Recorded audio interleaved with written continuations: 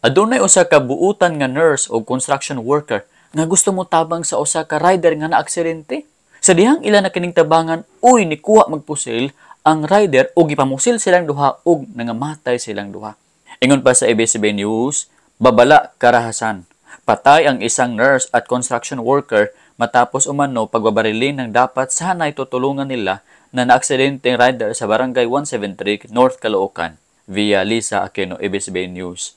Imbis sila'y mutabang, sila hinuon ang naalanganin.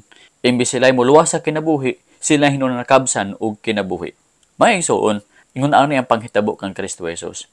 Nianhi siya sa kalibutan para maghatag kanatog kinabuhi, pero siya ang namatay dito sa krus.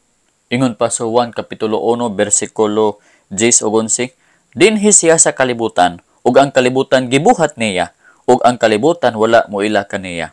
11, sa mga iya, mianhi siya, ug ang mga iya, wala mo dawat kaniya. Ang mga iya nga mga Hudyo, wala mo dawat kaniya. Hinuon, gilansang nila ang bugtong anak sa Dios nga mao si Jesus. Nianhi si Jesus para luwason ang mga Hudyo ug ang mga tawo sa kalibutan, pero ang mga Hudyo mao ni nagpalansang kang Kristo Jesus. Busa gipangasab-an sila ni Peter sa panahon sa Pentecostes. Ingon pa ni Peter, busa pahibaluon sa matuod gayud ang tibuok nga balay ni Israel nga kining Jesus nga gilansang ninyo sa krus, gibuhat sa Dios nga Ginoo ug Kristo. Buhat 2:36.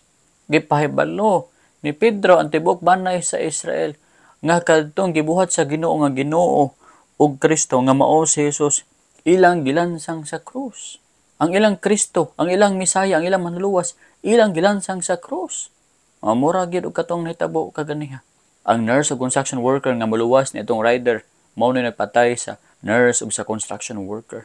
Pangit hunahunahon ba nga ingon ana? Pero unsaon man mao man ang design sa Ginoo nga luwason ni Kristo Jesus ang tibuok kalibutan pinaagi sa iyahang kamatayon. Maghatag siya kinabuhi, pinaagi sa iyang kamatayon. Maghatag siya comfort sa mga tao, pinaagi sa iyahang kasakitan dito sa. Maghatag siya kanatog kagawasan, pinaagi sa iyahang pagkapiniriso diha sa kamatayon. Apan salamat sa Dios, wala makabugkos kaniya ang kadina sa kamatayon. Human sa ikatulog ka adlaw sa iyahang pagkamatay, siya may bangon gikan sa mga patay ug nagmadaogon siya batok sa kamatayon. Ug ang tanan nga nagtuo kang Ginoong Hesus, isip Dios ug manluluwas, inig kamatay nila pagbalik sa Ginoo, mabanhaw sab sila. Kay si Jesus nga ilang gisaligan, nabanhaw man. Gibuhat kini ni Jesus alang kanato tungod kay dako kay ang gugma nga ri kanato. Ingon pa sa Roma 5 versikulo 8, apan ang Dios nagpasundayag sa iyang kaugalingong gugma alang kanato, nga sa mga makasasala pa kita si Kristo namatay tungod kanato. Ang Ginoo nagpakita gayud sa dako nga gugma nga ri kanato, nga sa dihang mga kasasala pa kita, mga kaaway pa kita sa Dios, si Kristo namatay na alang kanato or puli kanato. Aron nga di na kita patyon pa. Si Kristo na nikuha sa tong place aron kita makabaton sa kinabuhi, ug siya ang naikuha sa tong place aron siya ra ang mamatay, dili kita. Now karon mga igsoon, ang tanan nga mutog mudawat kang Kristo Jesus, mabuhi siya. Dili siya mamatay spiritually, kundi mabuhi siya spiritually ug eternally. Pinaagi sa iyang kamatayon, kita na nga buhi spiritually. Now, mamatay paghapon kita physically, mga igsoon, pero ang ato ang kalag, dili na gid siya mamatay spiritually. Nga naman, kay nakabaton kini kinabuhi nga walay katapusan. Sa dihang kita nagsalig kang Kristo Jesus. Kining tanan nahitabo tungod sa dakong gugma nga kanato sa Dios, nga bisag makasasala pa kita, iyan na kitang gitagaan og kinabuhi.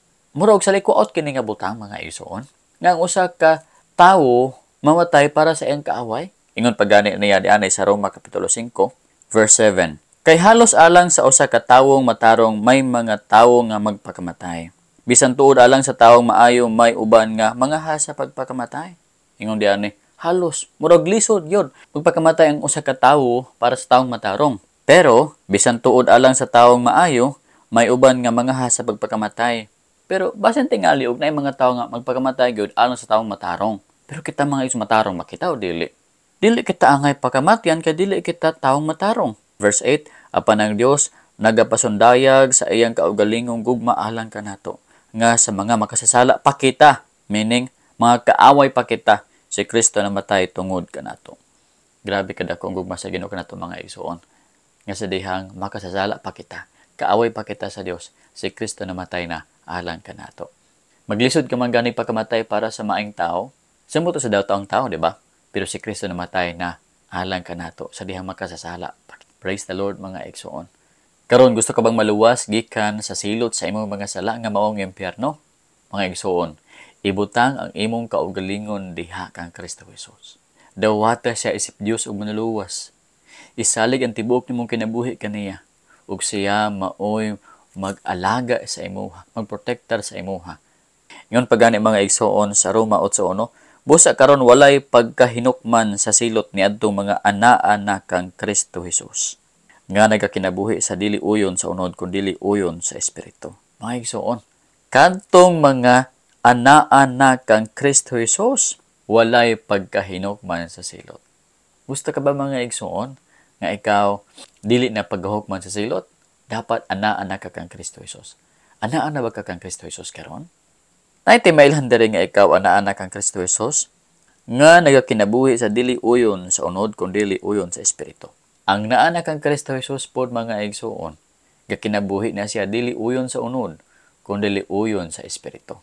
Mao kini ang pruweba nga ikaw anaa na kang Kristo Jesus. Ayon na paglangay mga igsoon, dawatan na si Jesus sa Dios ug manuluwas.